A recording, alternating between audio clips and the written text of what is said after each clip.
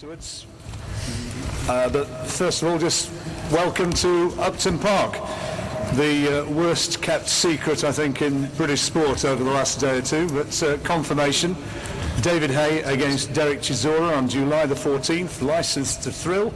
It's going to happen, and we're hoping that there will be some 35,000 fans here for what's going to be, I think, by some distance, the biggest fight promotion in the UK this year.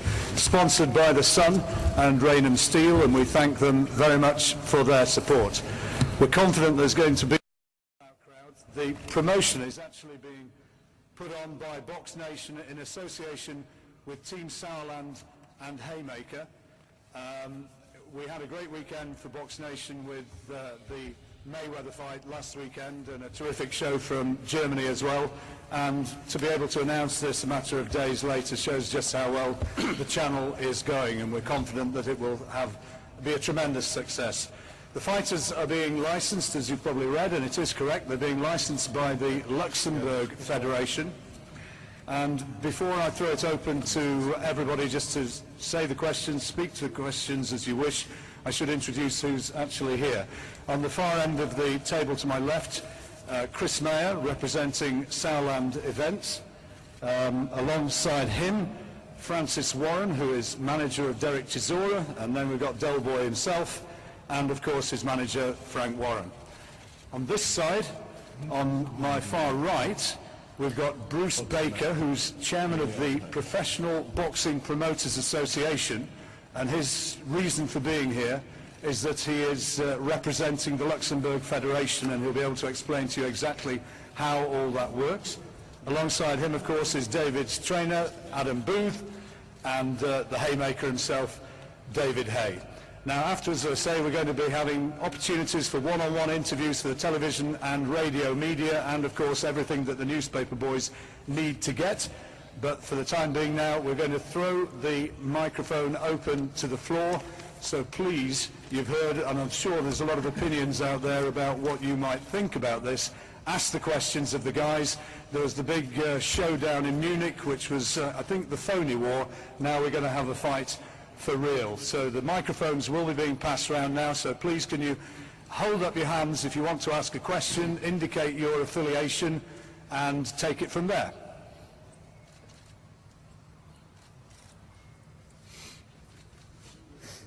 Good afternoon, everyone. Good afternoon, Frank. Craig Slater, Sky Sports News. It is licensed to thrill, Frank, but there is some controversy about the licensing. I mean, you have been a pillar of British boxing. Is there any concern you're damaging the authority of another pillar, the Board of Control, by staging it in this way? No, first of all, I want to make it very clear. Derek Chisora is not banned from boxing. His licence was withdrawn with an invitation to apply for a licence before the British Boxing Board of Control, whenever he chose to do so. His appeal, he appealed against the ruling that the board made. That was supposed to be heard this month on the 14th of May. Unfortunately, the appeal has been put back till sometime in July, which will effectively mean that Derek has been out the ring, could be out the ring for at least 6 months. If he was a footballer, that would equate to being out of action for 24 matches. Suarez, for his racist comments, was banned for 8 matches.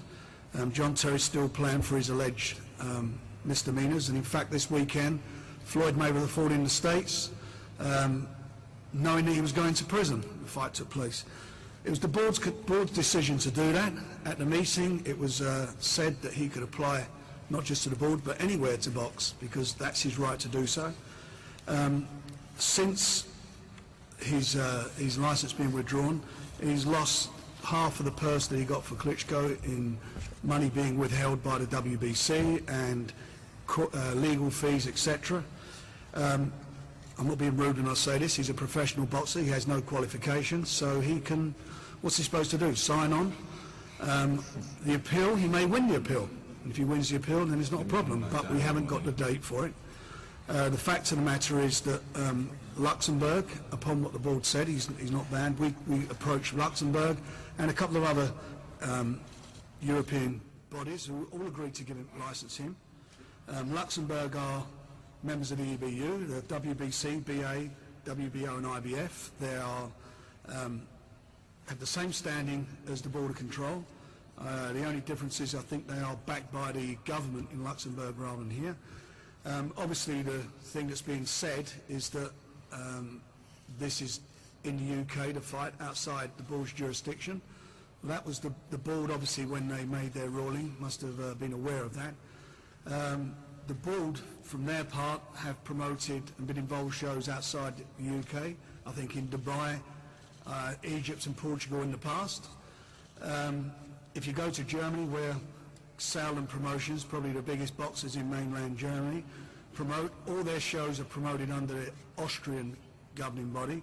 The border control frequently license British boxers to appear on those shows, and frequently members of the British Boxing Border Controls, stewards from the British Boxing Border Control, go and officiate there. I think only this weekend the chairman from the Border Control was officiating. You know, nothing is illegal here. I don't think it causes a problem. It was the Boxing Border Control's decision. They thought about it very carefully before they made the decision. And at the end of the day, and as you say, I've been very supportive of the Boxing Border Control when they were in desperate trouble with Michael Watson. I was the one who settled that action. I was the one who underwrote nearly £300,000 worth of cost for them to get them out of administration in settling the matter.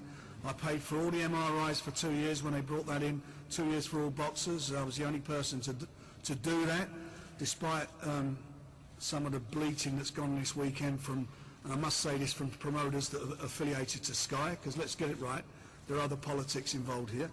The fact of the matter is, the fight is on. It's the biggest fight involving two British boxers this century, no doubt about that, and I'm not exaggerating. It's a fight that even hadn't, what had happened, some of the unsavoury scenes and some of the terrible things that happened in Germany had not taken place, I would love to have promoted. But the fact of the matter is, it's going to take place, and I don't want to overlook the fact that also the WBA's title, Povetkin, Chisora Upton is defending his title against Hasim Rahman for the WBA title. Again, from my point of view, if Derek is to win this fight, that's a fight that we'd like him to be fighting the winner, and I don't feel that he should be stopped from earning his living. You know, how long is somebody supposed to pay for something, and why was the appeal? The appeal would have dealt with this very quickly. So, you know, we've done something that's quite within the rules of boxing. It's not the end, as I'm hearing, of British boxing. You know, you're all out here today. There'll be, I believe this will be a sellout. I believe it'll be a huge event. And it will take place. There's far, far worse things happening in sport and boxing than what is going on here. And there was a lot of misinformation that took place, and was messages sent out immediately, knee-jerk reactions from what happened in Germany, where blame was apportioned to Derek and so forth. And I just feel that you know, no police charges have been made against Derek, and at this stage also against David Haye. You know, Derek has been with the police on 2 occasions. He's been back to Germany on 3 occasions, attended shows.